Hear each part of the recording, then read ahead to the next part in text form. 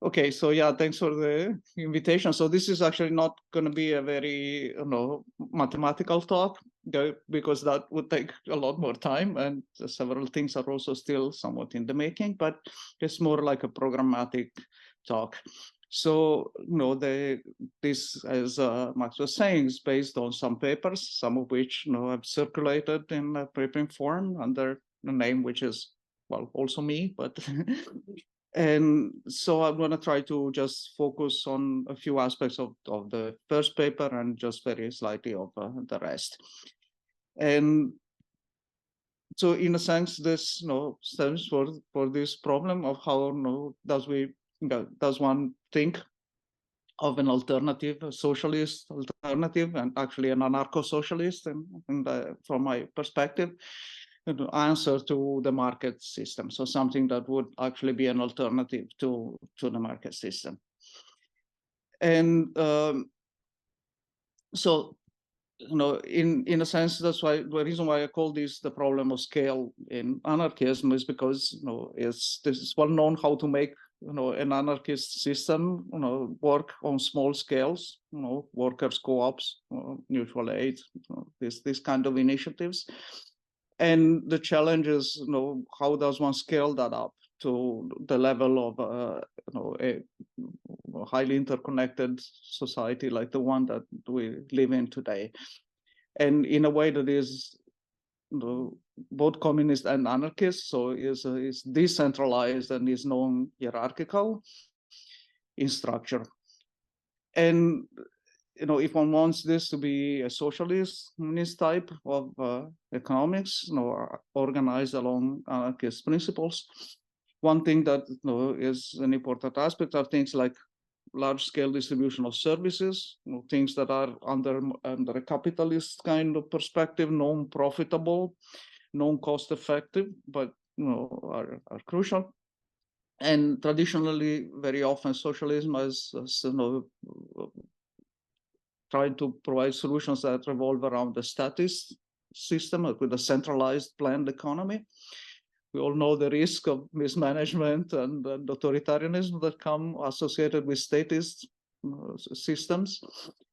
There have been historically attempts at decentralizing this type of economics, and this I'm told have already been discussed. There's August project and Cybernetic. And traditionally, there's also been a kind of computational backbone, which has been linear programming. And this also has its own problem of scale. Right. So this is sort of the background story. And no, I'm not going to go through this historical because you've already seen it. But there were two main attempts in the 60s. The August system, the Soviet Union was supposed to decentralize and render computationally autonomous. The Soviet planned economy. It was initially started and then aborted in the mid-60s. And Cybernetic was the other main historical background, the one in Allende, Chile, which went much further, but again, that was destroyed at the time of the fascist coup d'etat. So one thing that I want to argue is more about in the what I want to focus on a bit is more as a sort of background conditions that are necessary for some kind of system like this to be developed. And one thing that I want to stress is the need for complexity in order to have this kind of scalable, decentralized socialist system. And the thing is that that one argues that without enough informational complexity, a kind of system like this is going to abort and is going to fall back on some kind of authoritarian and highly dysfunctional system. There's some interesting indication of this fact in the analysis of the history of various type of polities across history. It is also in pre-modern times. Of course, socialism is intrinsically a modern phenomenon and requires an industrialized society. But still, it's interesting to look at the past. and see that the growth of forms of organization and in forms of social organization, economic organization in past historical societies have typically gone through some kind of phase transition. So if initial phases of large scale growth with very limited informational capacity, and a certain threshold after which these paths diverge, and some go through a very significant growth in informational capacity, and only those that reach a much higher level of informational capacity go through a further scale growth. And it's not unlikely to expect that one needs another such phase transition to get out of the capitalist system and into this type of alternative, post-capitalist socialist alternatives that requires an additional increase in informational capacity. And in a sense, one can view these historical cases, both the August and the Cybersyn system, as having been attempts to drastically increase the informational capacity of the planned economy of the time in order to be able to create a decentralized alternative. Of course, at the time, both the technology and the mathematics that was necessary for such a goal were still not entirely available. And that was in addition to the political obstacles that were obvious in both cases. There was also an intrinsic technological and scientific obstacle to carry out that plan at the time, which is at least those obstacles to be much more accessible, much less problematic in the state of technology and science of today. But what I mean by complexity is a subtle. I mean, complexity is a very subtle concept. And of course, there's one way that people measure complexity, usually it's Kolmogorov complexity, but this is very clear, which is like a compression, optimally compressed form of algorithmic realization. This is problematic, however, as a notion of complexity, because it doesn't reflect what we really think the complexity should be at a heuristic level, because it does assign maximal complexity to a completely disorganized, random patterns, and of course, despite what a lot of people think that anarchism is, it's not a completely randomly disorganized pattern. So there's something more subtle than that in what I mean by complexity. There is actually a more suitable notion of complexity, which is what Murray Gell-Mann introduced as effective complexity, which is really the kind of information content of interesting patterns, is allowing a sufficiently large number of interesting patterns to take place. And this can be stated more precisely, in the sense of minimizing the algorithmic complexity in a similar sense as Kolmogorov complexity, but doing that over the various statistical candidate models for realizing your datum, and doing it in such a way that it kind of is effectively measuring Kolmogorov complexity of sub patterns in a given system. And with this filtering complexity, one obtains a measure that actually has very small complexity to completely random patterns, and have very large complexity to highly structured systems that have a lot of interesting subpatterns. And so that's what I mean by increasing informational complexity. I mean, this type of complexity, the fact of having a system that allows as much as possible of interesting subpatterns to be able to hold as many interesting subpatterns as possible. And there's a further, if one thinks about network contracting, after all, the key point for any kind of system like this would be a kind of networking. We can assume that we have small things work, how things work at the level of small scales, and we need a large scale networking that connects all these small scales. And so we want one thing that I'm arguing is necessary is that this type of networking supports a very high level of effective complexity. And so this needs some way of measuring when a certain form of networking allows for a maximal type of effective complexity. And there's a very nice idea that's coming from neuroscience about how one can do this type of measuring. It's usually done with information rather than with effective complexity, but one can with something like Kullback-Leibler divergence of the Shannon information rather than with effective complexity, but one can do a similar measurement with effective complexity. And what one wants to measure is the amount of informational complexity in a given network system that is not separately reducible to the individual subsystems. And in a sense, this also measures the amount of causal relatedness that exists among different parts of the system.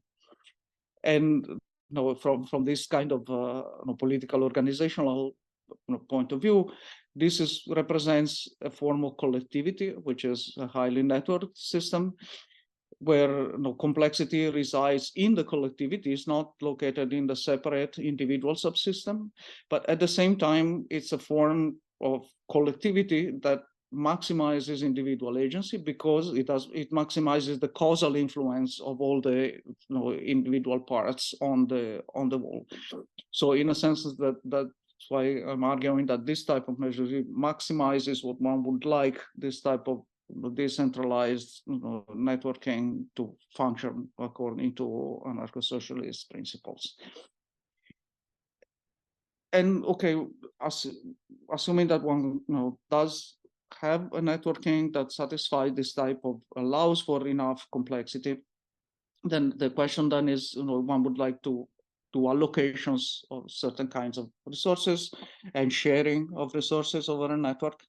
And this requires certain kind of optimization decision or certain kind of optimization parameters. Of course, within the pattern of capitalist market system, the idea of how one does optimization is to reduce everything to a single real variable, some kind of system of price and currency. And this creates a fake impression that there is an actual convertibility of whatever goals and resources available to a single linear variable, which is a fiction that the capitalism has been very good at feeding with.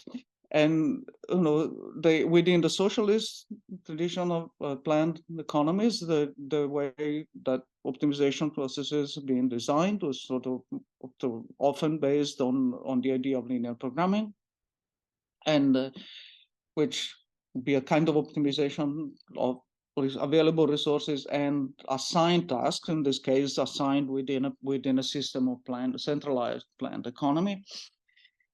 And with correspondingly objectively defined valuation that will be extracted from the optimization solutions and not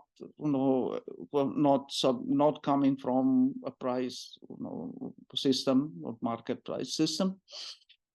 And of course, some economists can argue that these are sort of shadow prices in a sense, but this I agree that one would like to go beyond this perspective, but this is, and I think this still does not take into account the fact that there are goals and that are simply not convertible into real numbers. They actually belong to different categories in the specific mathematical sense of the word. And also one would like, in this anarcho-communist perspective, to avoid the centralized planned economy. So one way to try to handle different variables without aggregative scalarization into a single variable is the idea of doing some kind of optimization like Pareto frontiers, where one has several multi-objective, this kind of multi-objective programming, where they have several objective functions to optimize, but subject to constraints and cannot be maximized independently. And one looks for a kind of Pareto frontier, which is not into a non-unique solution where none of the objective functions would be improved without worsening the other. So it's some kind of equilibrium in that sense. And this is something that at least does not involve a single real variable. It's still not the optimal form, but one can sort of look for generalization of this idea of optimization. And this also has one advantage, that there are ways to look for this type of optimal solution that can be done in an autonomous way through this kind of swarm intelligence algorithm, where one has a kind of swarm of particles that move on your landscape of possibilities according to some dynamical rules that update in an autonomous way. They starting with some random initialization, which particle memorizes what its best solution up to a certain given time has been, and has one of the update rules for the dynamics is that it keeps searching near its best solution up to a given time. And also each particle simultaneously communicates positions with the other particles in the swarm so that it can evaluate the best collective position of the swarm at a given time, and also tends to move in the direction of that best position. So there are these two kind of update rules that one can toggle with different parameters, and eventually the swarm explores the landscape of possibilities, looking for optimalities in the Pareto sense, and different runs of the swarm will swipe out the Pareto frontier at the end. So this can be, the point is that this kind of search can be done on a network with autonomous with an autonomous system like this. However, this still kind of relies on variables that are real variables, and the one of the technical issues is to transcend that perspective and actually allow for goals and measures that are not convertible into a system of real variables. And the mathematical language of category theory is actually being used already for describing convertibility of resources that are not reducible to real variables. There's a kind of way of describing constrained optimization in this categorical framework. And one can set up some notions of Pareto frontier. Is still to be understood what the best setting is. And one can certainly also have a way of implementing this type of swarm intelligence dynamics in this more abstract, categorical world that does not require the use of real number convergence. So this is kind of going outside of the usual idea that optimization problems are convexity problems in cones in real Euclidean spaces. Or here it just happens in a very different mathematical framework that allows for avoiding any kind of reduction to prices and currencies. And so in this sense, what I view at this point as the theoretical setup, the basic steps of the theoretical setup for this type of cybernetic communism is network structures that optimize this type of integrated effective complexity, which I want to argue, this requires more mathematics than is, but I want to argue this is a necessary condition for this type of optimization that I'm talking about to be possible, to algorithmically possible. And one looks at assignments of resources in this categorical setting to networks and dynamical solutions of certain forms of, but autonomously run dynamical solution of certain form of Pareto optimization problems in this one intelligence type on networks with these characteristics. So what about the technological implementability? As I was saying, at the time of August and Cybersyn, there were scientific and technological obstacles. What is the situation today? So there are examples of, I'm not saying these are the necessarily the ones that would need to be used, but this is just a kind of proof of concept. There are examples of available technology for distributed systems that can be used to implement this type of setting that I'm describing. For example, solid-state interpreters that are both interpreted in databases, the deterministic Turing-complete machines, and they have permanent unique cryptographic identity. And these are available technologically today. They are low-cost hardware to implement. They can be run on something like Raspberry Pi and portable mesh network, which are accessible to communities, that don't have high, in the current, so if one wants to transition from a capitalist system, everyone has to start with the communities that are, in the situation they are today and the resources that they have available today. So this is implementable in that sense. And so the way one envision this is having a network of overlapping communities that have the connected communities that have the specific wants, needs, and capacities, and resources and goals and convertibilities are described in handled in a setting that's outside of the market system, and one so run so the search for solutions through these networks. So by the way, this was already done some experiments of looking for the implementation of this type of storm intelligence algorithm on networks of these solid state interpreters, and this can be done. And so in this setting, each community would have its own decentralized database and identity, keeping track of resources and needs. There's some kind of feedback on reliability of connection and verifiable digital histories. This is where some of this technology of today is required. For example, because if you don't want to have a centralized type of oversight, I think you have to be able to keep track of the reliability of nodes in networks, or have some kind of trust histories that keeps track of the history of interactions between different nodes and can evaluate the trustworthiness of data reported by different nodes. I mean, in small communities, one knows how to keep track of the trustworthiness and reliabilities of individual members. And in this type of large network community, there has to be a system which can be done with this type of cryptographic systems to keep track of reliability of nodes and the history. And this can be done in a way that's not a system of surveillance that respects individual privacy of nodes, but still keeps track of the reliability, the reliable behavior with respect to the network.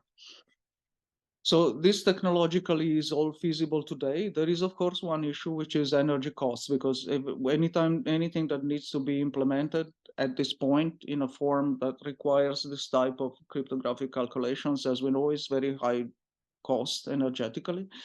So either, well, with varying degrees according to what system uses, but so either this problem of energy cost of calculation can be decreased, or one still needs to require some sort of post-scarcity scenario in terms of renewable energy resources. But at least this is at this time the way that I envision the setup. The several things here that of course need to be fleshed out, and it's sort of this work that I've been presenting is part of a long series of additional steps that will be developed. So this is at least the background presentation that I wanted to give. So that's it. Thank you.